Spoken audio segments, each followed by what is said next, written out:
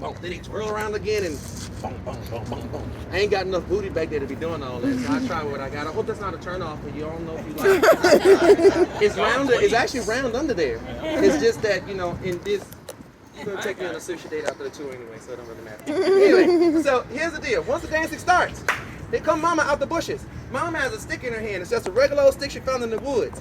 And it's what she does with the stick that's the most important thing of all. In the dirt, now I did it in chalk because it's on concrete. But in the dirt, Mom would draw a cross, what you see in pink, with a line through the cross. The cross represents the crossroads where Papa Legba stands. The line through the cross you see right there represents the cane that Papa Legba carries. Mother's drawing his veve on the ground. What's a veve? A veve is a religious symbol that every spirit has. Every Orisha, every Lawa has their own distinct symbol that's completely different from the other that we draw on the ground to say, hey, spirit, we're calling you right here to this location right now. This is where we need you. What's that in purple? What you see in purple is family lineage.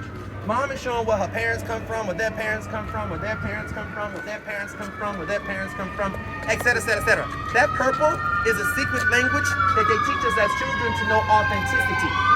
I cannot teach y'all the secret language. I am so sorry, because y'all not part of the religion. What I can tell you is that this is only 3 generations of my family. I could have kept going with this for another 50 generations. My mom and my daddy only gave me permission to show y'all 3 on the tour. However, make sure my dad ain't, because he like to float around, y'all.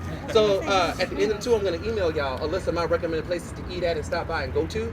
And at the bottom, I'm going to tag some veves that go back in my family 50 generations. So y'all can see what it looks like, because my mom and my daddy don't know how to check email. At all. Like, my mama be like, Shuggy, how you do this here? I don't know how. I'll be like, Mom, I got it. I got it. Let me take care of it. Been getting away with this for 5 years. I got y'all back. Now, here's the deal.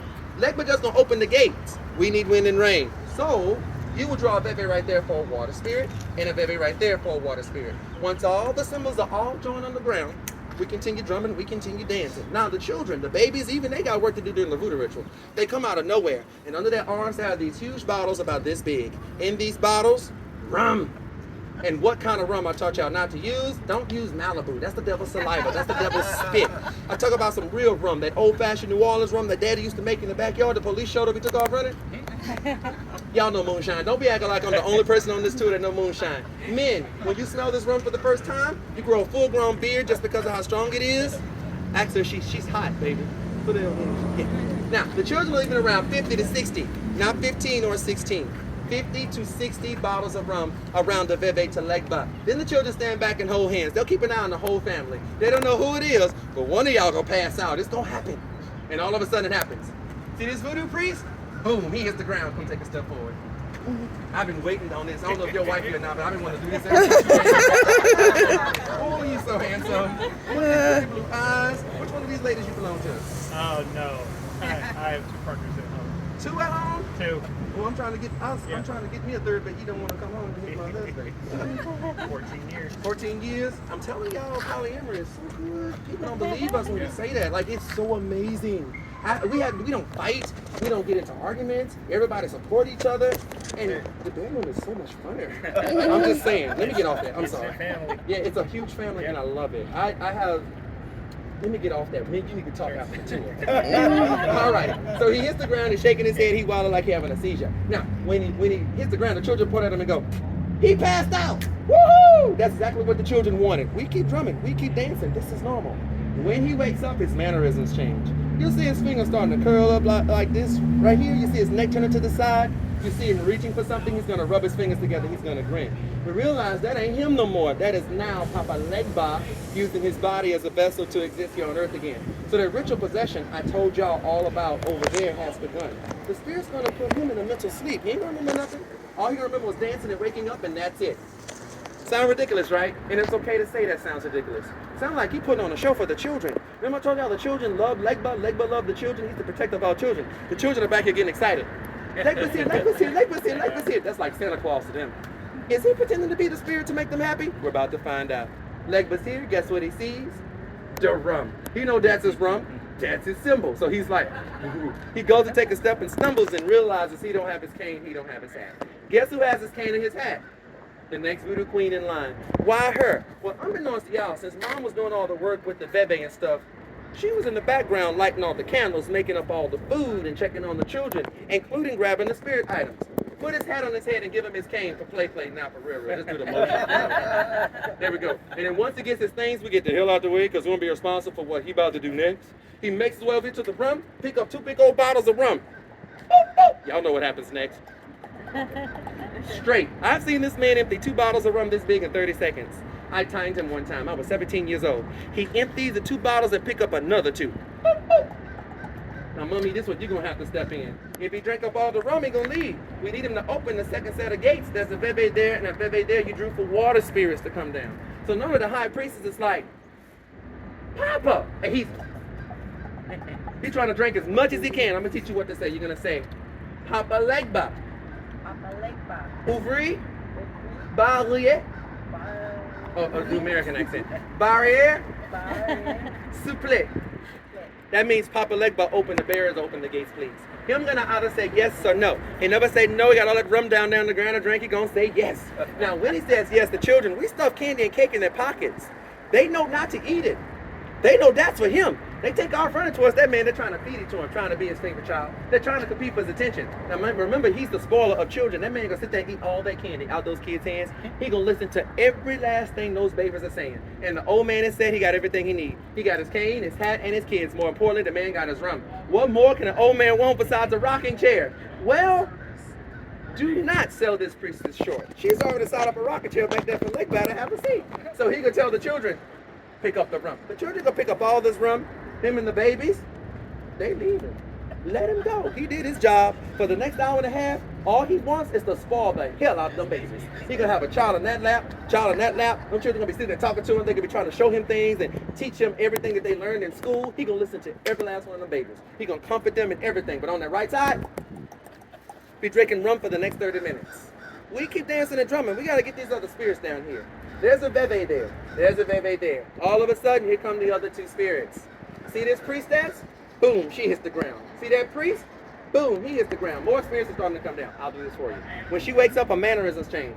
You see her dancing out here just a little bit more fluently in her own unique way. She may start flirting with the men a little bit. And we realize that ain't her no more. That's not one of our many female water spirits in the body, who I mentioned earlier. Her name is Oshun. In Haiti, her name is Met Azili Freda. Same spirit, different name. You got to present that spirit, her comb and her mirror. Because she like to look in the mirror and comb her hair during possession. There you go. Pretty in real life, pretty in spirit.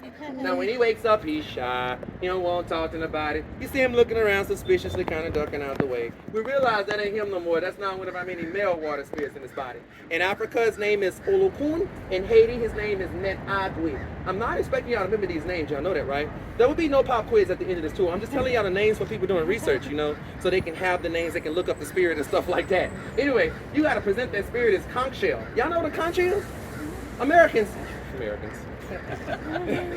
Y'all got to stop doing this.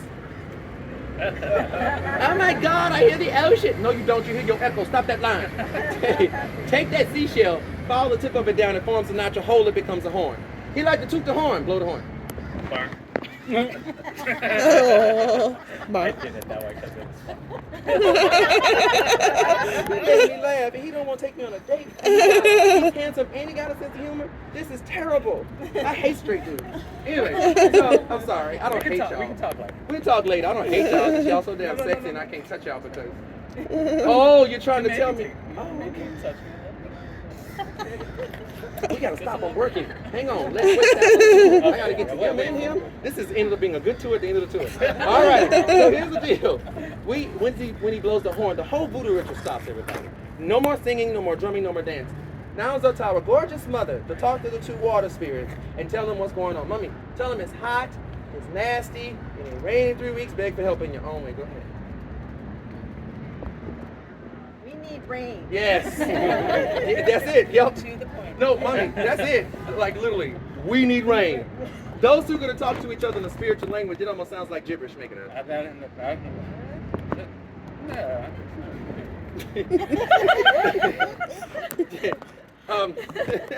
You're the dominant spirit, boy. You're the dominant spirit. You're gonna address the whole family.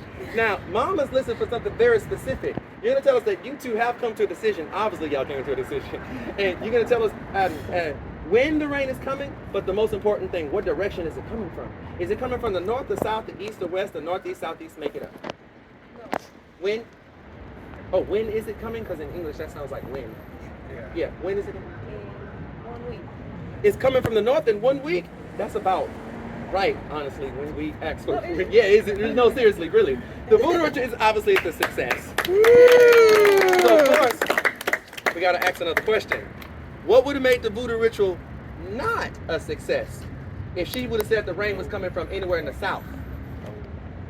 Hurricane. Yeah, she'd have sent us a hurricane. But she said the north. Now, pause for a second and think about everything I just told y'all from then till now. But don't think about it from my standpoint. Think about it from a Catholic standpoint. We've drawn religious symbols down there on the ground. We got our dead ancestors in a person's body. We're literally communicating with dead folks, and they just gonna leave? Come on. What do you think the Roman Catholic slave owner think this is? Remember what he believed about us? If it ain't Catholic, it's devil worshiping. Not in the Bible, it's black magic. Uh-oh, I don't see that religious symbol in the Bible nowhere. You know what that means? That's a devil worshiping symbol on the ground. Oh, these are demons. That's demonic possession. I knew you slaves were out here practicing voodoo. Now you see where practice voodoo comes from now. In his head, we practice black magic. Stop saying we practice voodoo, y'all. The one thing I don't do is practice worshiping God. Can you imagine telling God, hey, God, we've been practicing for 35 years, and you know we still ain't got this thing right yet. So we're going to keep on practicing. As soon as we get it right, we'll come back and do it for real later. Hallelujah.